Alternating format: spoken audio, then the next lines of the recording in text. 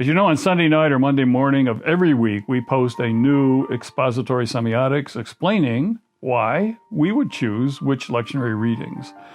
But in these readings, our dream is, and our desire is, to help you read the signs and fondle the details and spot the seminal metaphors, the condensed signs and the stories that are key for preaching to a digital culture. So strap on your seatbelt and join us as we prospect our passages for today.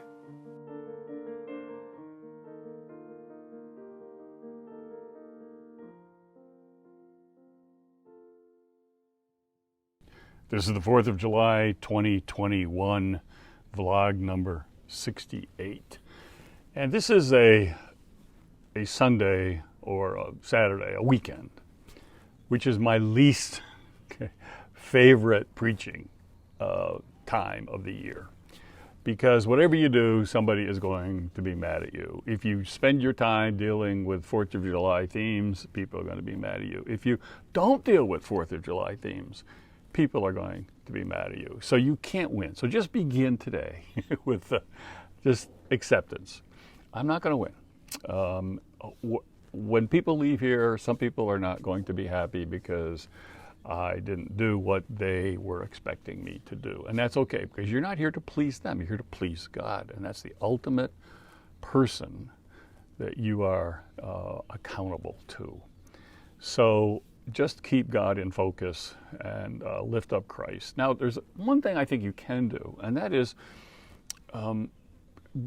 you can be, and people need to know this, that you can be a patriot and a cosmopolitan at the same time. You can be a proud person of a country, of a nation state. And at the same time, you can be a global citizen. And in fact, John 3:16 is, for God so loved not the United States of America, for God so loved the world. I mean, you only had nation states since the 17th century. There's only 193 nation states now, but there were none before the 17th century. So we organize ourselves differently. So this thing about nation states and well, actually, there's 195 nation states. There's 193 in the United Nations. So somebody, if you're going to correct me on that, I do know the difference. But so again, you can't play. Somebody will always critique you today. But you can. God put you at a certain place, at a certain zip code, if you will. Jesus cried over a zip code, Jerusalem, and a certain time, a place, a people, and calls you to love that place and time and people. So yes, there's a particular, but then we got to get over this. We're also global citizens. We share the same planet. We breathe the same air. There's no walls between the people of the world. We're all one people. For God so loved the world. Now, yes, God has a special mission for certain peoples, and we learned that there's many right ways of being a Jew. There's 12 tribes of Israel. So just give the people permission, yes, to be a patriot. I am proud of what this country has done and how it's done it faster in many ways than any other nation. At the same time, God cares as much about a child from Biafra as a child from Buffalo, New York. We're all God's children. So just start out with freeing people with that and honoring the fact that this is a special day. Our text today, first of all, is Ezekiel 2:1-5, and this is one that you could actually integrate into a 4th of July meditation, where God is calling Ezekiel to be a prophet. God said to me, "Stand up on your feet, and I will speak to you." As God spoke, the Spirit came to me and raised me to my feet. I love that, because if God calls you to stand up and you're in the presence of Yahweh, I'm sorry, you're going to need help to stand up to God. Okay, but the Spirit came and helped him to stand up. And I heard God speaking to me. God said, "I am sending you to the Israelites, to a rebellious nation that has rebelled against me. They and their ancestors have been in revolt against me to this very day. The people to whom I am sending you are obstinate and stubborn." We would have nothing We've had no knowledge of this. This is totally foreign to us, right? Okay. You say to them, Ezekiel, this is what the sovereign Lord says. And whether they listen or fail to listen, for they are a rebellious people, they will know that a prophet has been among them. Oh, isn't that great? They will know that a prophet has been among them. That's kind of your role today. They will know. Whether they listen, they don't listen. See, we're here to please God. Not people pleasers, God pleaser. They will know that a prophet has been among them. And here's what they are to God gives Ezekiel specific things to say to them that are declarations and directives and statements. There's nobody bigger on story than I am. There's nobody bigger on metaphors and images than I am. But there is a time for declarative statements. There is a time for directives. There is a time for thus saith the Lord. And what comes out of your mouth next is not a story, it's not a metaphor, it's a thou shalt not. Moses didn't come down from the mountain with 10 metaphors or 10 stories. He came down from the mountain with 10 thou shalts. And so you might want to just do some, some thou shalts, some declarative statements. If we are to have a future together as a people on this planet, these are the thou shalts, some declaratives. I declare. That's an old West Virginia expression. I declare. Thus saith the Lord. I declare. Okay. The Corinthians text is 2 Corinthians, and I'm not going to go through any more of the Psalms. I'm just going to focus on these.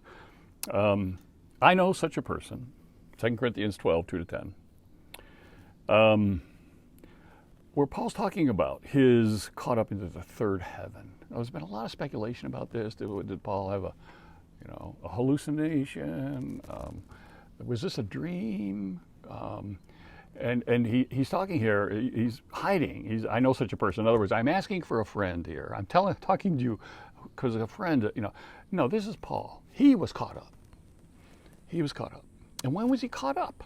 Well, we don't know for sure, but most likely Paul, read Acts 14:19, the stoning at Lystra, where he was stoned. Now, there's two forms of capital punishment. The Roman form of capital punishment was crucifixion. The Jewish form of capital punishment was stoning. They didn't crucify you until they got tired. They crucified you until you died. They didn't stone you until they got tired. They stoned you until you died. And after he was stoned, now there's two kinds of stoning. Throw you off a cliff. That's where Jesus' temptation. That was. What if you survive? Show me you can survive capital punishment and throw yourself off a cliff and no. Jesus said, you don't tempt me. You don't test me. I'm not out here to prove myself to you. So the stoning was to put you in a pit, not throw you off a cliff, but put you in a pit, and then they hurl on you these huge boulders, and they'll hurl them until you are dead. And that's what they did to Paul. Read it.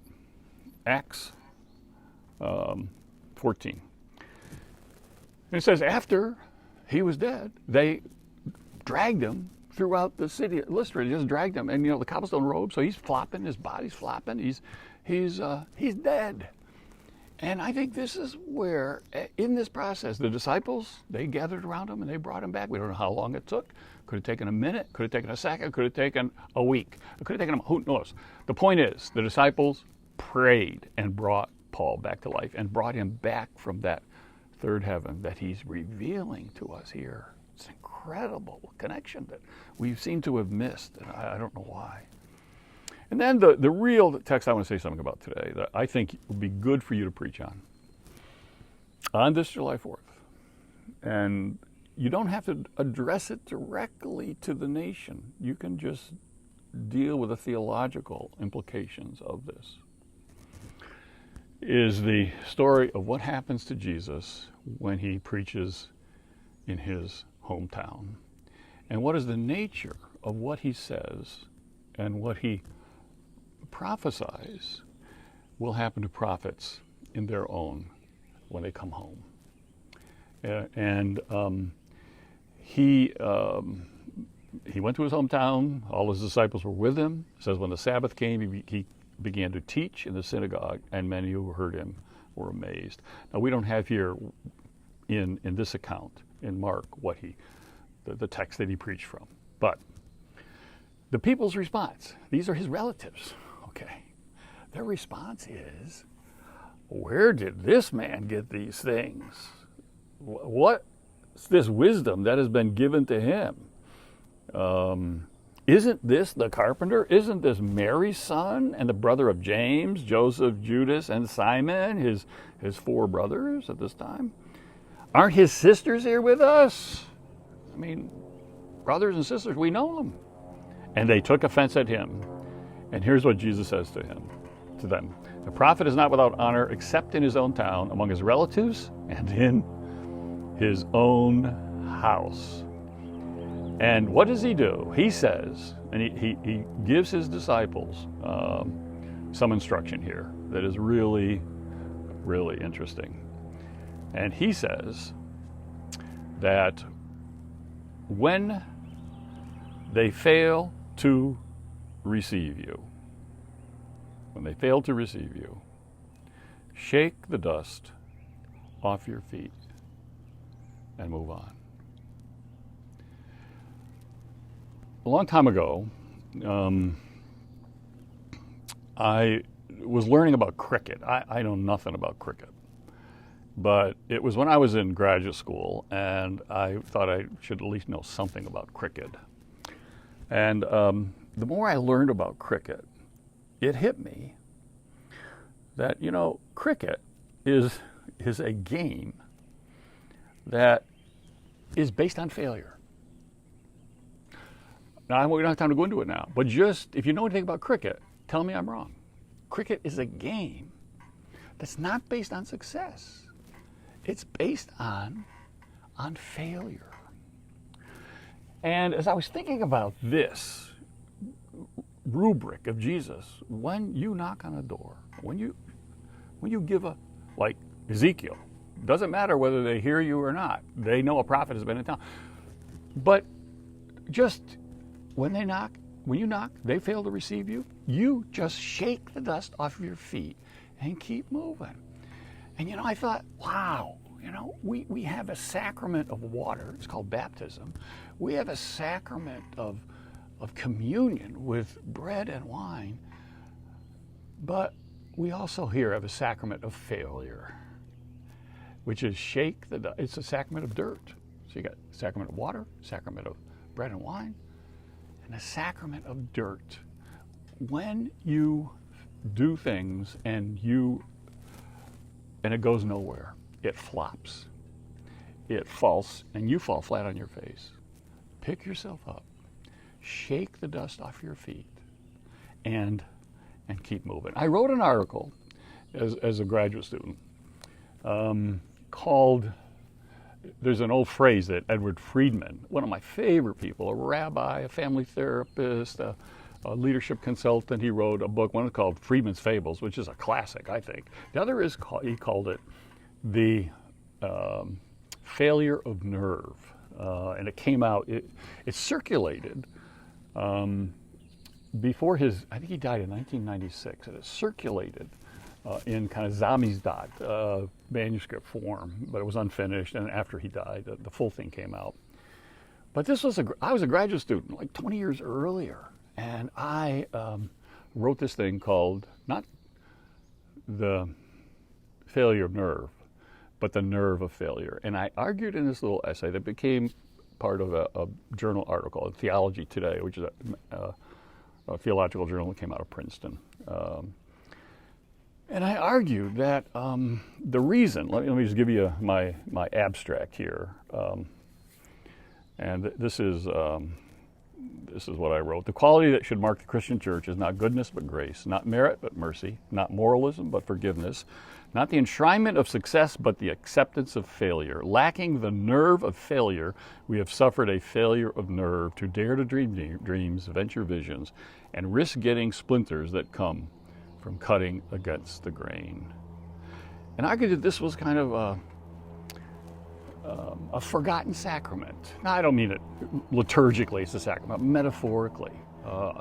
And we all need to take it. Sometimes we take it every day. We fail all the time.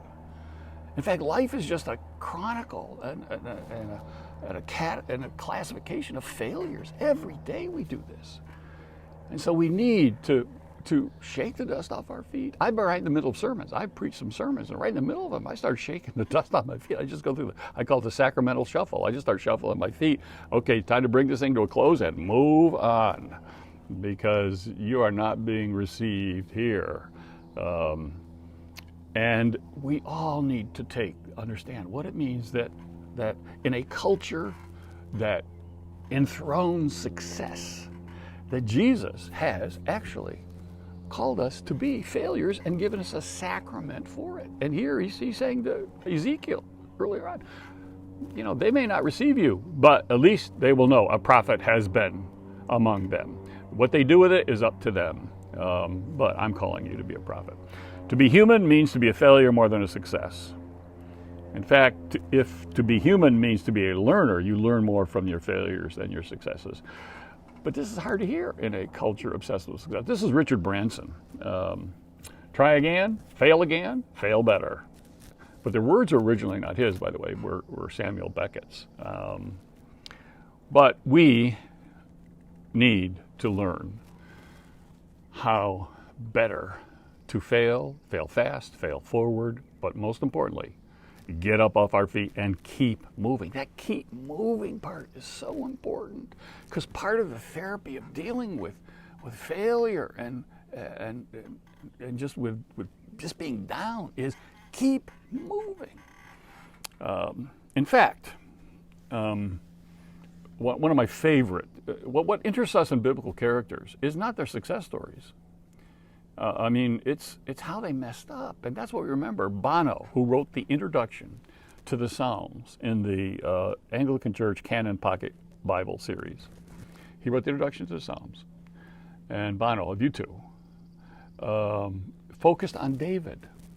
And he calls David, I love this, the Elvis of the Bible. He says David was the Elvis of the Bible, who was incredibly talented and gifted, and yet he's got some things he just failed so many times and just did so many things that just made no sense. But what do we love about David? That's the very thing we love about King David. For followers of Jesus, failure is a success story. By the standards of the world, a follower of Jesus will be a failure. And that's why I think Jesus gave us a sacrament, because the world says, put yourself first. Jesus says, no, put yourself last. The world says, you're number one. And Jesus goes, no, others are number one. They come before you. If we are to put ourselves last, not first, then you will never reach celebrity status. And even if you do, I was thinking what Ali G once asked Buzz Aldrin, who's part of that team that landed on the moon. Mr. Aldrin, how does it feel not to have been the first man on the moon? Are you kidding me? Just because he didn't put his feet down first and Neil Armstrong did, not Buzz Aldrin, he's a failure? Come on, this is a culture so obsessed with number one and being first. If you are not living your life for fame, fortune, and power, but you're living your life for Jesus, I guarantee you, in the eyes of this world, you would be deemed a failure. If you are more about self-respect than self-help, I guarantee you, in the eyes of this world, you will be deemed a failure. If you put yourself out there and do something new and fresh, you will be called names, you will be denounced for deviating from the old, the tried, and the true, and you will be deemed a failure. It's not if you fail, but when you fail. Failure is the price you pay for innovation, creativity, and entrepreneurship. And for this, we have a sacrament. Not just a sacrament of water, not just a sacrament of bread and wine, but a sacrament of dirt.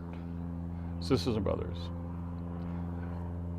when you fail, and Jesus said, you will fail. If you follow me, you will fail. If you risk new things and take adventures into areas that you've never been before, you will fail. Luther put it like this: sin boldly. If you're going to do it, just have great ambitions for God, not little puny, pie-sized ambitions like who can make the greatest salary. No. Ambitions for goodness and beauty and truth. But if you do this, you will fail. But Jesus gave us a sacrament. Just shake the dust off your feet and keep moving. Where in your life today, the life of your family, the life of this nation, the life of this planet, do we need to shake the dust off our feet and keep moving towards higher levels of service, integrity, and dignity? Take the sacrament of failure. Don't be afraid. Semiotics is the art of angling, of turning things askew, upside down, inside out, cattywampus, sunny side up, over easy, scrambled, hard-boiled. We hope you enjoyed today's journey, but always remember, it's more important you prepare the preacher than you prepare the sermon.